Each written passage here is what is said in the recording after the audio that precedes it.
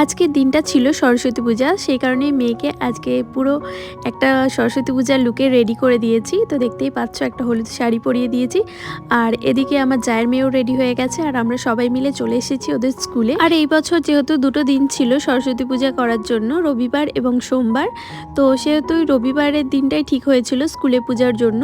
আর সেই মাফিক সব গার্জেনরা তাদের বাচ্চাদেরকে স্কুলের গেটে ছেড়ে দিয়ে যাচ্ছে, আর আমরাও তার ব্যতিক্রম হয়নি, দেখতেই পাচ্ছ।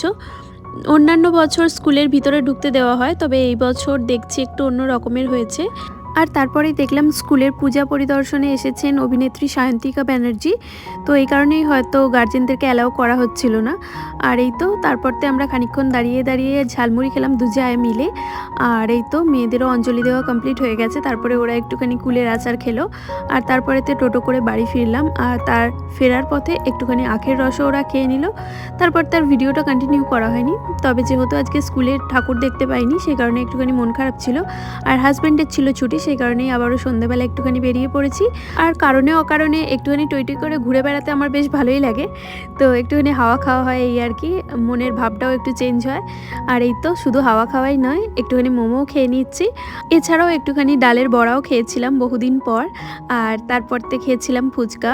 আর তারপরতে সবার শেষে যখন আমরা বাড়ি ফিরছি, তখন এই যে ইকো পার্কের সাইড দিয়ে একটুখানি ঘুরে এলাম, তো সে কারণেই ভাবলাম কেননা একটুখানি মিষ্টি হাব থেকে মিষ্টি খাওয়া যাক, তো সেটাও খেয়েছি। তবে ক্লিপে রাখতে ভুলে গেছি, কেন কি আমি সেই সময় না একেবারে ভিডিও করার কথাই মাথায় ছিল না, তো এই কারণেই ভুলে গেছি। তো যাই হোক, বলে দিলাম তোমাদের। আর আমার স্মৃতিতেও ধরা রইল যে দিনটা আমি কীরকমভাবে কাটিয়েছি।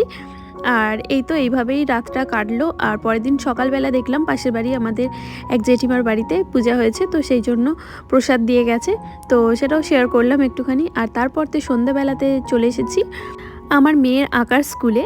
তো প্রতিমা দেখা, সাথে সাথে বাচ্চাদের আঁকা দেখা তো আছেই, আর সাথে প্রসাদ নেওয়া, তো সমস্ত কিছু মিলিয়ে মানে ব্যাপারটা বেশ ভালোই লাগে আমার কাছে।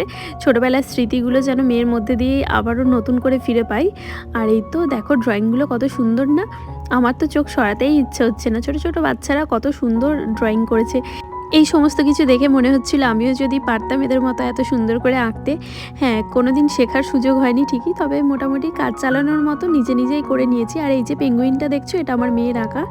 এবং দাঁড়াও তোমাদের আরও একটা ছবি দেখাই, তো তাহলে তোমরা বুঝতে পারবে। এই যে পিঙ্ক কালারের ফ্লাওয়ার ভাসটা দেখছো, এটাও আমার মেয়ের আঁকা। তো ওর ছবিগুলো এরকমভাবে ডিসপ্লে করা আছে, দেখে আমার খুবই ভালো লাগছিল। আর এই তো সবার শেষে প্রতিমা দর্শনও করিয়ে দিলাম তোমাদের। তো তোমাদের কাছে আজকের ভিডিওটা কেমন লাগলো অবশ্যই বলো। যদি কিছু ভালো লাগে অবশ্যই একটা লাইক করতে ভুলো না। আর আমার চ্যানেলটা যারা এখনও পর্যন্ত সাবস্ক্রাইব করনি, তারা অবশ্যই সাবস্ক্রাইব করে নিয়ে আমার পাশে থেকো। আর দেখা হবে নেক্সট কোনো দিন, নেক্সট অন্য কোনো একটা নতুন ব্লগে। তো ততক্ষণের জন্য সবাই ভালো থাকবে, সুস্থ থাকবে। চলো আজকের মতো টাটা।